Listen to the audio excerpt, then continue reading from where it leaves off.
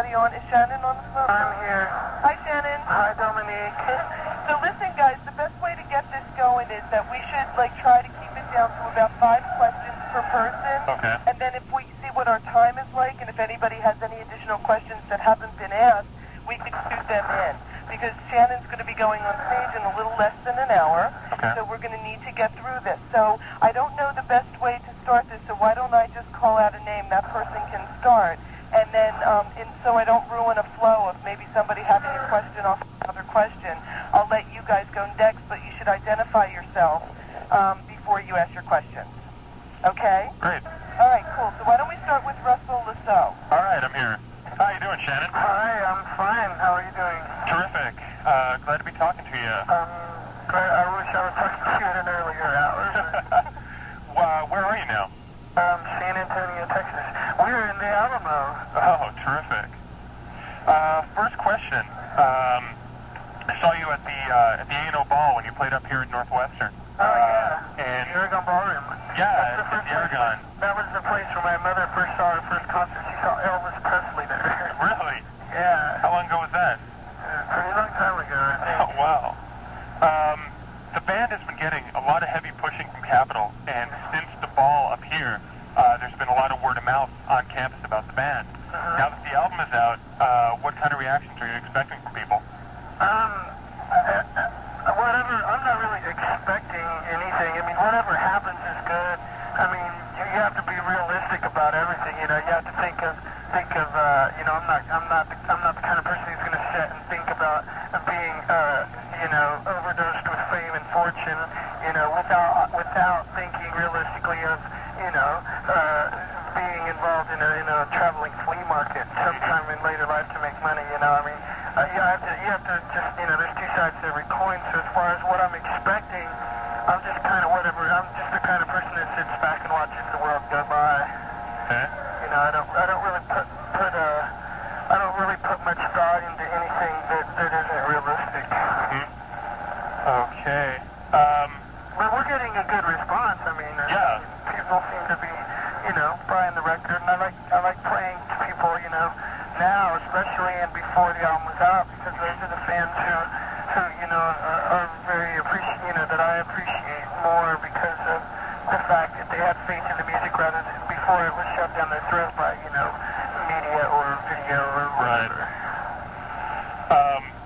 Now that the album is out, and previously, aside from the Soundgarden tour and the MTV tour, most people had heard about you and heard about Blind Melon because of the GNR video. I'm sure there are going to be a lot of GNR fans that are going to go out and buy this album, and I'm sure it's not going to be what they expect.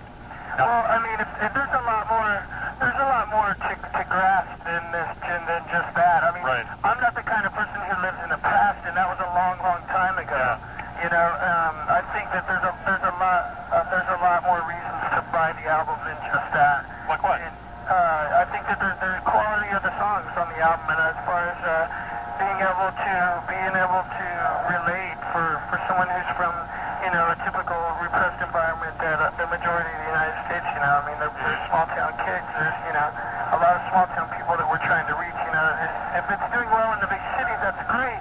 Right. And I'm happy for that. But I mean, from where I'm from and what I'm about pertains more to being a kid who's overwhelmed by a building that's taller than 14 stories. Yeah. Right. I mean, whatever the reason. I mean, I think that I'm not the kind of person who goes and buys a record because someone else likes it. I kind of like to buy a record and find my own reason for liking it. If people want to like it because of the GNR video, well then that's up to them. Right. But I'd hope that they're a little bit more acceptable of the tunes on the album and the band Blind Melon. Right. Opposed to just because I appeared in a video. Right. Something that you just mentioned, which I also wanted to ask you about, even though you all got together in Los Angeles, Blind Melon is not an LA band. I mean, it sounds like it's a garage band out of the Midwest or from the South. Down where I'm from, I hear a lot of bands that have that type of sound. Guys that got together and just started playing. Have you been trying to stay away from the whole LA? I mean, No, it wouldn't be right for me to do that because I grew up and learned a lot about what life had to offer by moving to LA. You know, I wasn't subjected to a lot of the problems that the world has until I was thrown into this chaotic environment of Los Angeles. You know, I was subjected to things, problems with homelessness, for instance, and just realistic violence. You know, there's not a lot of those things that I see when I'm in Indiana. You know, I mean, it helped me grow as a person, and that's something that I'm thankful for. You know, I mean, I crammed about 10 years of living into 3 years. You know, and it was definitely a growing experience. I mean, we all knew what kind of environment we were conditioned in. So, I mean, it was kind of like a vacation that lasted a little bit longer where I met up with the guys and after everything, once I stopped growing from something, I tend to leave it. And I learned enough about LA and about what it had to offer, enough that I really kind of was ready to leave and kind of get to some place where I could focus, 100% on the music. I mean, for what's good for some person might not necessarily be good for another. And, LA is a good place for someone who enjoys that kind of environment. But for me and for, I think, the rest of the guys and what we believe in, it didn't hold that much more except, just distraction. Mm-hmm. Now that the album is out, about a year ago, everybody was getting ready for the Sipping Time sessions. Is that ever gonna see its way, or has that been totally incorporated? I can't answer that. That was really okay. Thanks, man. That was really something that make sure it's hidden, Wookie. Make sure it's hidden well, because I don't want no one to rip it off. It was something that was in the real premature state of the band. We weren't really locked in as a band. There's more as far as what I believe and what we believe as a band. It's more than just the music. It's a friendship. It's a relationship with a person. Mm-hmm. And the only way to make your music, sincere is to really know one another. And when we went into the studio to do that, that was when, I really didn't know that much about the rest of the guys, and everybody was still getting to know one another. And, it just seemed a little bit too early to really go in and track something that was going to represent the band well. Mm-hmm. And, so we just decided, everything seemed great while you were doing it, but then after, a couple of weeks, you pop in and you listen to it, and you're like, wow, this really isn't us. Yeah. This doesn't, it doesn't, flow the way that we want people to see and hear us. So we just decided to scrap it. And, it came out well, but as far as what we wanted, it didn't come out that way. Okay.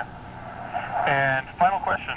I've noticed that religion has been a heavy theme in your music. Songs like Soak the Sin, Holy Man, Change. Is this something that affects you and the other bandmates deeply? Well, I mean, everybody finds themselves sitting around talking to someone at some point in time. Mm-hmm. And I believe that there is a higher power of hearing. I believe in God. I don't believe in religion. Mm-hmm. I think that that man has really changed what they feel. Is what religion is all about. I think that's been juggled too much for anybody to really grasp onto something that seems really real as far as religion goes. But I do believe in God, and I do believe that everybody finds themselves talking to Him at one time or another, whether they want to admit it or not. And sometimes I find myself in that position. So it's nothing that I'm trying to promote. Mm-hmm. Or try to shove down someone's throat, but You're expressing how you felt it. Yeah. I mean, it's just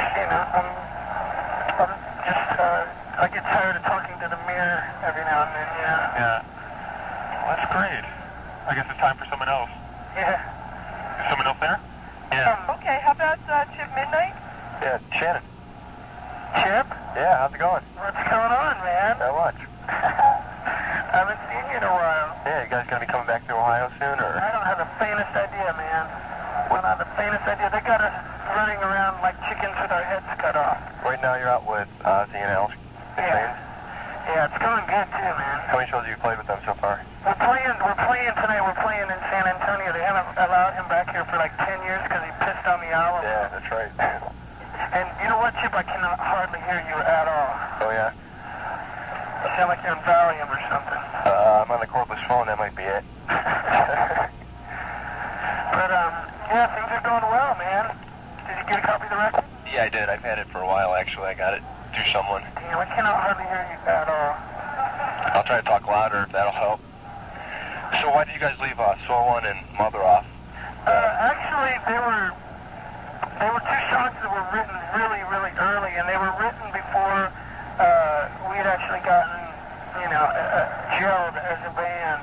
And, when a band first gets together, they write a few songs, and they think, just to kind of feel each other out musically, and those were a couple of the songs that were written prior to that time.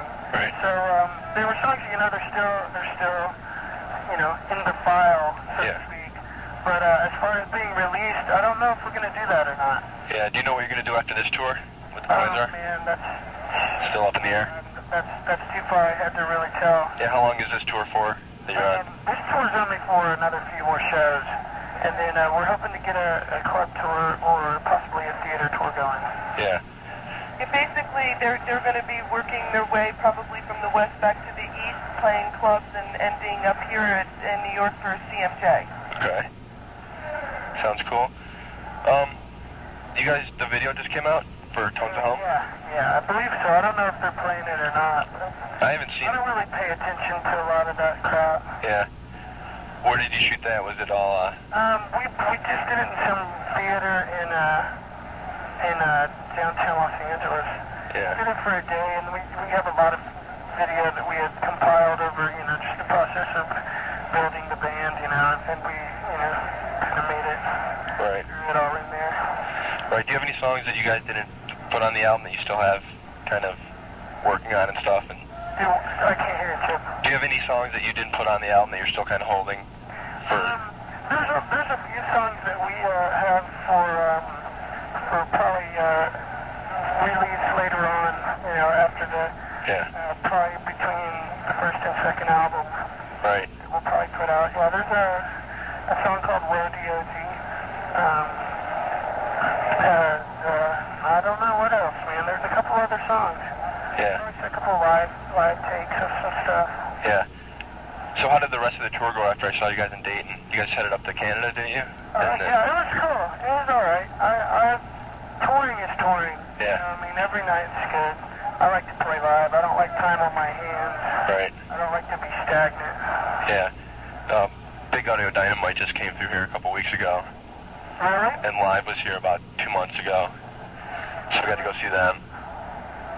They are good mood music. Yeah, definitely. Mick Jones he's a rebel. Yeah. So, Survivor. So how does it feel like you've now got you have the big Rolling Stone article on you guys, which is pretty cool for, I guess I don't really pay attention that much to that, in all honesty. I mean, it's something for someone else to read. Right. I know how I am, and I know how what I believe in, and I know what the rest of the guys believe in. So as far as every now and then I'll pick up something and read it, but to me it's just it's distracting to me because you find I see people who are up and coming today and bands that are doing well right now, and it's so obvious that they read everything that's written about them because they start to conform to what the writer writes about them. Right. And their whole belief and their whole attitude seems to change, and their beliefs kind of get juggled around, and they seem like they're very superficial. And I think a lot of that is due to what they read about themselves, which seems kind of very conceited. And as far as if I have a good relationship with the person who's doing the interview, I'd like to maybe jump through there to see if they had a clue about who I am and what I'm about. And most of the time they don't, and most of the time it's all. But so it's good for a laugh every now and then. But Kim Neely from Rolling Stone, you know, she's pretty much pegged me. Yeah. Without a doubt. And you know, she's you know, I thought that article was good, but you know, I mean, I'm not the person who really reads everything that's written. Yeah. Because you know, you can't believe everything you read. Right. Okay, one more thing. If you guys swing through, you still got my number and stuff? I got it, man. All right. Definitely have to give me a call when you come through. All right, Chip. Well, listen, man, it was good talking to you. All right, nice talking to you again, too. Sure, man. All right. All right. Bye. Hey, Dominique. Yeah? I have time for one more. Okay, who wants to be next? I do. Go ahead and just identify yourself. This is Amber. Hey, Dominique. Yeah. I can do whatever tomorrow, like during the day. Whoever I don't speak to, Uh-huh. it's just that I gotta go warm up because this show's really close to going on. Okay, well, go ahead. Let's go with Amber then, and then what we'll do is we'll figure it out from there. I'll talk to everybody. Okay, Dominique. Okay. Amber? Yeah, this is Amber. Hello. Hi, how are you? I'm fine. How are you? Alright. I was just wondering what it was like being in the video with Axl and everybody from Guns N' Roses, and how was that sort of like, did you see yourself being in that position like a few years from now? I mean, is that something that you want to be? Well, you know, Amber, in all honesty, I would like to talk about something that maybe it's not so obvious. Something that, you know, I mean, I like to make the interview a lot interesting for you and for me and for the reader. And by talking about something that's been talked about for a year, it's kind of a waste of my time and a waste of a reader's time. And I'm sorry to be that blunt, but it's just, you know, I mean, there's a lot of other things to talk about. All right, get back to the media. Hey, cut in for a second. Yeah. I feel like a moron. I'm Meister. I feel like a complete moron, but which video were you in? Just... It was Don't Cry? Is that the one? Yeah. Okay, you were the dude singing with Axl then, right? Okay, Yeah. I'm sorry, go ahead. Okay, anyway, well, we'll like get off that. Can you tell me a little bit, you said something about the media coverage that you've gotten so far. Do you think that most of it has not been accurate? Well, I mean, every now and then someone, you know, I mean, they tiptoe on the truth, but, you know, they tend to elaborate on something that is, you know, out of context as far as, you know, about like, you know, when I elaborate on something, they tend to take it and put it under a different, they tend to change their question when they print it. They'll get the quote right, but they'll change the question that they ask, you know, when it's printed. But, you know, I mean, that's whatever. Right. Does that bother you? You said you don't pay a lot of attention to the... No, it doesn't bother me. Those kind of things, they just, you know, they're kind of, they just, you know, they're part and parcel with doing this for a living, I guess. How much do you think that the media coverage you receive affects the way your fans listen to your music and receive your music? I'm sorry, I didn't hear you. How much do you think the media coverage you receive affects the way that your fans or your listeners understand your music and understand you as an artist? I don't know. It's two different things, actually. What the eye sees and what the mind thinks is definitely two different things, you know. I mean, if they read an article and then looked up and saw us playing, I mean, maybe they'd find some link, I guess. I don't know. You know, I'd hope that what they read would you know, maybe help them, you know, be interested in going to see the live show, because the live show is where it's at. I mean, to be there live, I mean, anything. It's like you can hear about how good a movie is, but you're not really going to know until you go see it yourself. So is that where people really get a feel for who you are and where you're coming from, is in the live show? I'd say that, or by listening to the record, by getting stoned and putting headphones on and just sitting back and watching CNN with the music playing and the volume turned down. Would you recommend that? Yeah. Getting stoned. Would I recommend getting stoned? Right.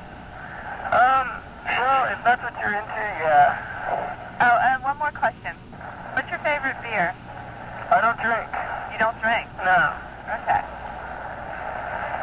Anybody else have any questions? Yep. Yeah, Phoenix here. Huh? Phoenix here. Have you ever been booed off stage? I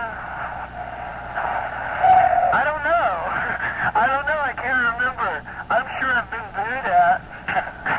For probably more than just the music. I'm sure I've been booed at a few times. Yeah, nothing to cut on your music, but yeah, I can see where that would happen. Huh? I can see where that might happen sometimes, sure. Yeah. But, what kind of an audience are you shooting for? I don't really know. We kind of have been playing. I mean, our schedule, who we've been playing with, and the bands we've been lined up with, everything's been like diverse as hell. I mean, as far as going from playing like with Big Old Dynamite to this tour to Soundgarden, it's kind of covered a wide range. So I mean, that's why being booed has definitely been. It's been on the. I mean, we've definitely subjected ourselves to that possibility because of the crowds that we played to. You know, like on a Soundgarden tour, man, a lot of those people didn't want to hear anything but fucking Soundgarden. Sure. And does that influence what you do? Huh? Do you let that influence what you do afterwards? It's a challenge. It's good. I mean, it just shows. I mean, I think that a lot of the kids and a lot of the people that are listening to music these days are a little more open-minded to just diverse styles of music. You know, no one wants to go to a show and hear 4 bands that are exactly the same. You know, at least, you know, that's what I seem to come to find out. I'm sure that's going to get stale. But what prompted you to tour with Soundgarden? Actually, they're a great band. Are they one of your personal influences, or are they just somebody you guys admire, or what?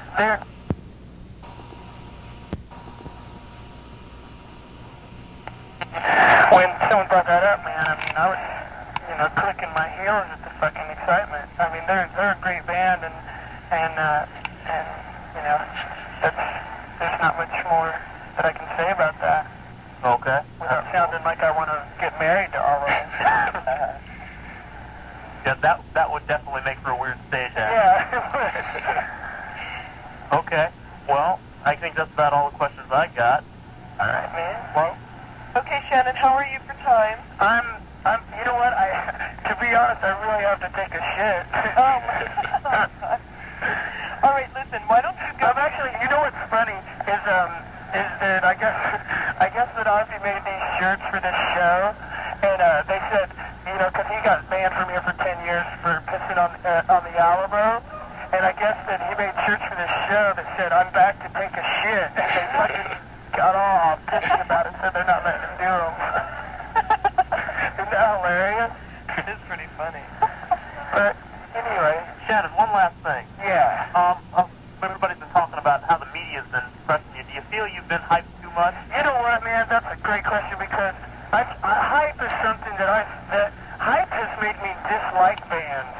You know, because nobody wants to find out about a band through hype. I mean, for me, I'm not speaking on behalf of everybody, but for me, hype is something. I like to find a band on my own.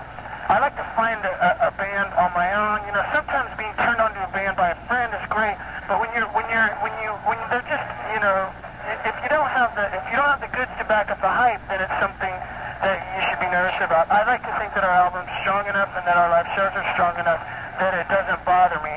But yeah, the hype thing is just, you know, I mean, it's a wave that, you know, that I don't like. But you think... That's why I ignore a lot of reading a lot of the articles and I mean, not that I don't want to, I would love to, but right now, you know, we haven't been around enough for anybody to really be accurate about what the, you know? Yeah. You know what I'm saying, right? Yeah, exactly. And it's like, I mean, if we had a couple albums out and had done a few national tours, you know, I could understand that, but there was a lot of hype before we even toured.